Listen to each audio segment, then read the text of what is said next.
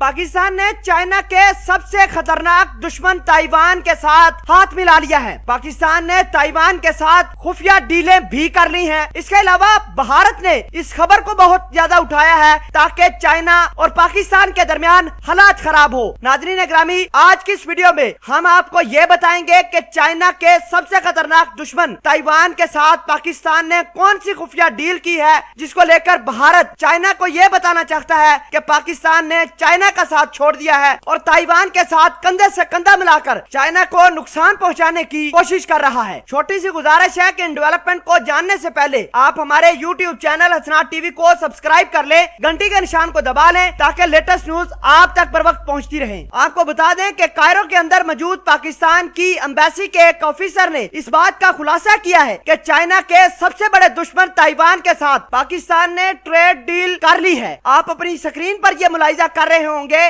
कि पाकिस्तान के official embassy के एक ऑफिसर का यह ट्वीट आया था कि पाकिस्तान ने ताइवान के साथ ट्रेड डील मुकम्मल की है, जबकि पाकिस्तान ने यह थोड़ी देर बाद ट्वीट को डिलीट भी कर दिया था। हालांकि भारत इस तमाम तर कहानी को बड़ी ज्यादा कवरेज दे रहा है। भारत चाइना को कन्विंस करने की कोशिश कर रहा है कि देखो, आपके सबसे बड़े और खतरनाक दुश्मन को पाकिस्तान ने ट्रेड पार्टनर बना दिया है। पाकिस्तान और चाइना का दुश्मन भी साझा है और दोस्त भी साझा है। इस बात का खुलासा पूरी दुनिया ने देखा और सुना होगा। दोस्तों, अब बात करते हैं कि पाकिस्तान ने ताइवान के साथ कौन सी ट्रेड डील की है। तो ट्रेड डील बिल्कुल मामूली नवैयत की थी, जिसमें पाकिस्तान ताइवान को चावल एक्सपोर्ट करने वाला था। बहरहाल भारत ने चाइना को यह कहना शुरू कर दिया है कि ताइवान के साथ पाकिस्तान ने खुफिया डील की है और पाकिस्तान चाइना के सारे राज ताइवान को बता चुका है। आपको ये बता दें कि भारत लगातार इस खबर को कवर कर रहा है। पाकिस्तान और चाइना के हालात खराब करवाने के लिए